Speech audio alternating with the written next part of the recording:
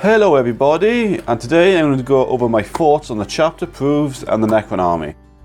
Okay, this isn't going to be a massive long review like everybody else, just quick and simple, with a bit of luck. I'm not going to cover the open play, narrative play and all that stuff. I like match play only myself, because that's the kind of games I play. And believe it or not, I think this chapter approved have done an amazing job of making Warhammer 40k a lot more balanced. Same stuff here, like normal.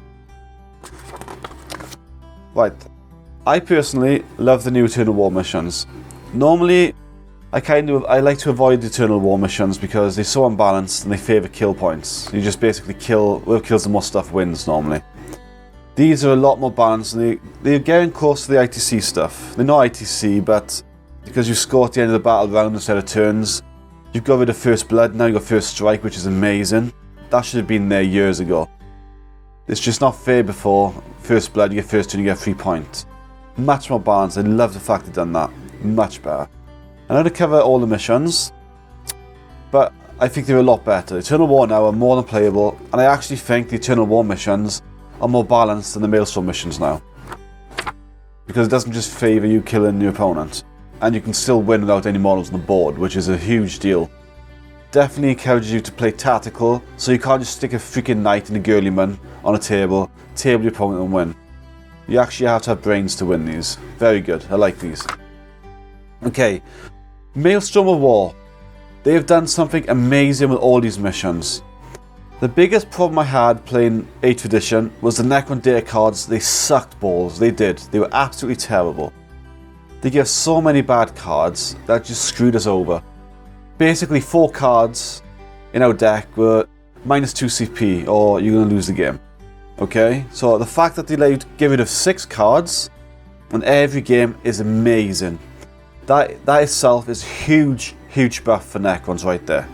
We can get rid of our crap and carry on. Another problem I might have with the Maelstrom of War is this. You can use 1 command point a turn to stop your opponent scoring. That, unfortunately, kind of makes you want to bring troops. Cause I normally have 5 command points on my list, and now because of this and the fact I might need CP to stop my opponent scoring points is a big deal. So they're really trying to push you to take troops as Necrons and certain armies. So unfortunately, maybe troops might become the meta for Necrons. I hope not, but I need to play test a few more of these games. But I know on this, if I take my 5 CP army, I will not be able to use command points because I will be using this every turn. Okay, so South Tech has actually become a viable option to regain command points and stuff like this. But all in all, I much prefer these Maelstrom of War missions. I think they're a lot more balanced, and I really think they've done a good job of trying to balance it out. Because you can just take away the crap objectives, balance your deck, have a good chance of winning. Okay. And we'll go over the tactics of what cards to get rid of next. I like all of these, they're a lot better. Nice and easy, simple to understand, not mess about, look at the book every 2 minutes. I actually really like these. Let's go to the points now of Necron, shall we? If I can find them. There we go, see? It'd be cool, look, we got a little logo. Screw everybody else, they feel sorry for us. They're like, oh look, Necron sucks so much, we'll give him a picture. Screw everybody else, and we deserve that picture right there, okay? We deserve that. Okay, let's go over the models. Okay, I'll just go over the ones I think are good. Okay, the biggest change I like is a Doomsday Arc.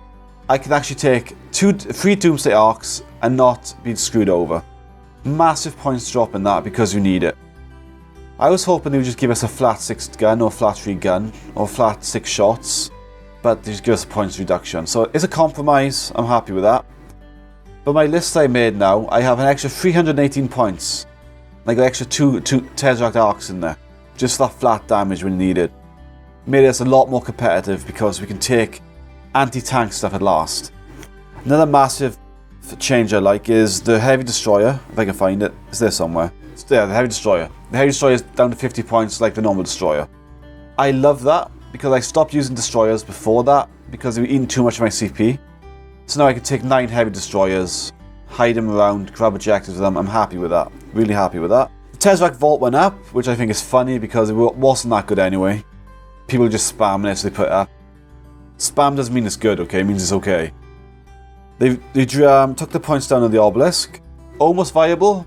You change that stupid command point thing to do mortal wounds on a 5+ standard to fly, I'd be happy. But 380 points for 20 Tesla shots, not worth it. I'd rather just take Immortals, or better yet, Tomb Blades. Tomb Blades are better than you, any day. Much harder to kill. Okay, Monolith went down a lot, still a joke for 320. It's just not worth taking. Ghost Stock went down a little bit, not bad. If you like warriors, you'll be happy with that. But I'd much rather pay the extra 15 points and have a nasty big gun myself. The Doom Scythe went down a bit, not bad again. But the biggest ones I like the most are the Tesseract Arc. If it's, however, it's this one, where is it? Yeah, well, the Tesseract went down, okay. 200 points for Tesseract Arc, I can't find it in here. Where the hell is the Tesseract Arc? Maybe it's in a different book, whatever. Our anti-tank stuff went down. Our biggest problem as Necrons, we cannot kill Magnus the Gay, /Red, whatever the hell it is called. Those stupid knights with 3-up invent because we can't bring the firepower to the table, and we don't have access to mortal wounds. The fact we can bring a lot more firepower to the table makes us a lot better. We're still not top tier. There's nowhere near top tier, okay, so don't get your hopes up. But we have a good chance of killing crap like that now. So just the idiots who go, ooh, it's my model, I win. Okay, the HQs went down, but I personally think, as Necrons, our HQs suck. Because I used Tyranids the other day, 140 points for a mana throw, my entire army was -1 to hit. And he filled the slot so I can get a battalion. And what can we bring? We can bring the Stormlord. 160 points, you do mortal wounds once per game. There's just no comparison in the points right there. Our HQs, they need to be slashed in half. All of them. Or my will be done needs to become an aura. Till that is changed, we will not be top tier. It's just simple as that. We cannot spam HQs to fill our detachment rolls full CP. And when you get up against armies with 20+ CP, especially with missions you lose 5 CP to start off with, 5 to 6 CP depending on how long the game goes on, you're at a massive disadvantage right there. So the HQs, they've been buffed because the points went down, but they're still nowhere near to be competitive. The Infinite is the only one I would say is worth taking if you use that dynasty. The Stormlord, if you're running mass immortals, might be worth it because you can use the mortal wounds to prop the command point gem and the 2 my will be done's, so you can have 4+ Teslas for relatively cheap. But again, meh, maybe. Lynch Guard went down the same price as the War Scythe ones. The War Scythes went down. But like I said in the other video, a 4-up invent, it's just no point taking them. It's just not. -1 weapons, you just eat them. I watched a unit of 10 get destroyed in Overwatch by Tower Riptides. They're just a joke. So Lynch Guard still suck. And that's basically the big... Oh, and the Triarch Stalker. I like the Triarch Stalker. Gone down in points, so you have another option of cheap anti-big guns. So, my opinion, we've been buffed a bit. We haven't been buffed enough to be top tier, but we are a lot more viable now. We can basically kill anything turn 1 if you build your list that way. Before I used to build mass anti-tanks, and sometimes Magnus the Red still killed me. Even when everything I could fit in my list could kill him. Just couldn't do enough shots, couldn't do enough wounds. Now I can bring an extra 2 Tesseract Arcs, I can bring 9 Heavy Destroyers, and I still have Tomb Blades and Scarabs. Okay, so I'm happy with that, so I can bring more firepower to the table. 318 points for my list is a lot of points for free, so I'm happy with that.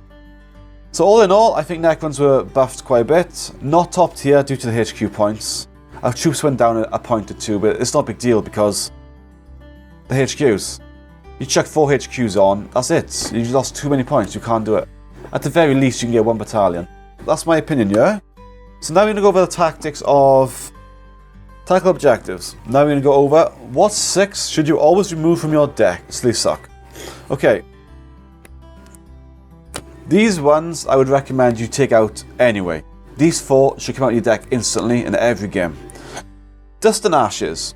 You pick a Necron character, if he lives until the end of the game you get a point. Sounds good, but you get on turn 1, you go with 5 more turns to score it. So that is 5 objective cards you lose in that one. So that can screw you over or it can win you the game. 2 random, so that's gotta go, that's 1. Priority orders received. The Warlord only can score it, but you get lots of points. The biggest problem with this is you draw it, you get another card like Overwhelming Firepower, you've lost an easy to score card and the Warlord can't get it. So that screws you over, that's gotta go. Code of combat, depending on how you build your list, but I still recommend you get rid of that because our characters, they just cannot compete with the other stuff out there. We got strength 12, 16 orcs, flat 4 damage, and we got strength 7, flat 2 damage, and ours cost more. Waste of time having that on your deck. This is the worst card we'll ever have. 10 reanimation rolls for 1 objective point.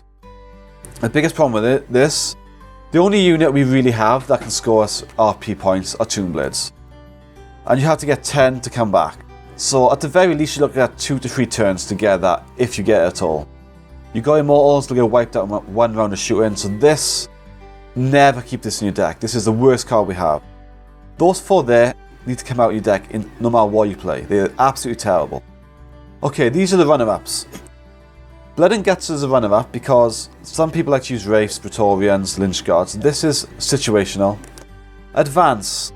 I would always get rid of this card. But I know a lot of people like to use melee. But this for me will always go out.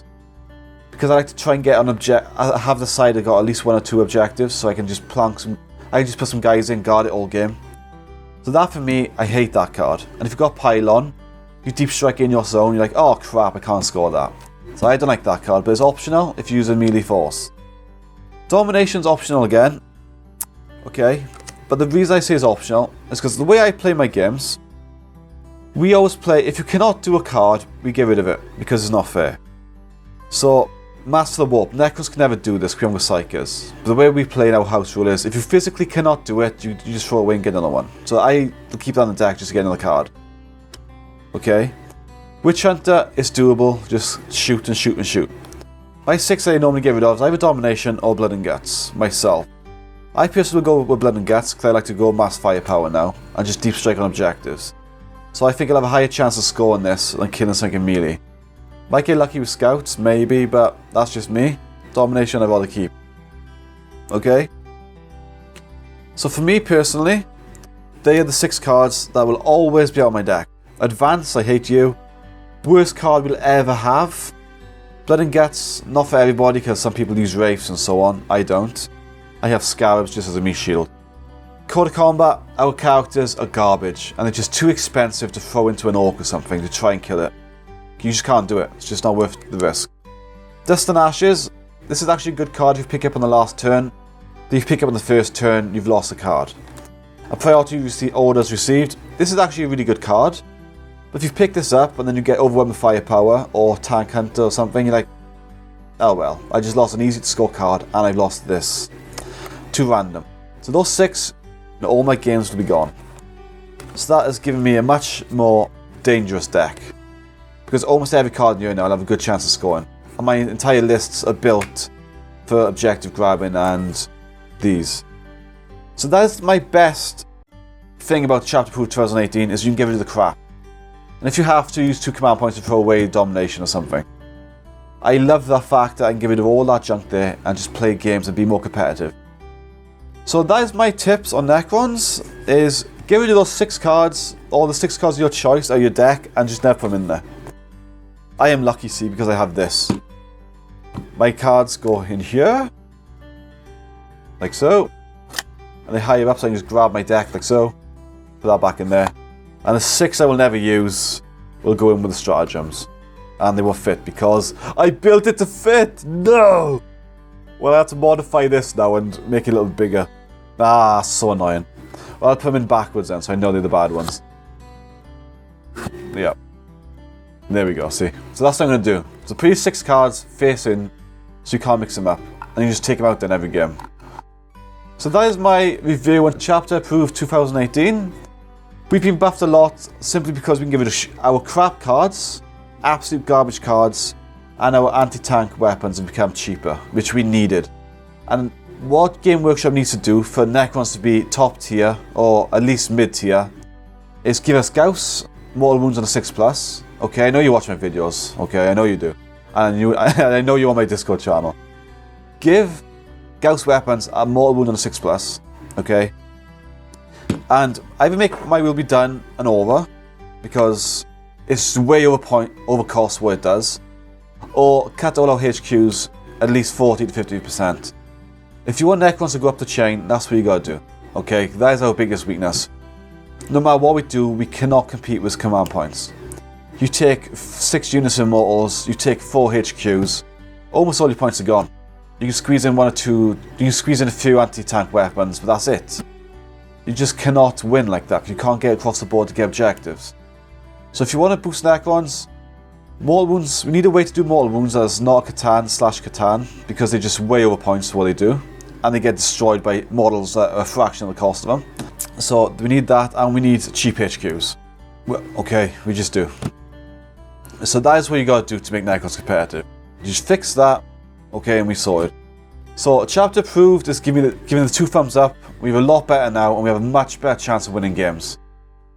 We had basically some of the worst objectives in the game. You know, 4 of those cards were giving you the middle finger, saying spend 2 command points. Okay, and you have 5 command points is a big deal. So thank you all for watching, and I'll catch you all again in the next video.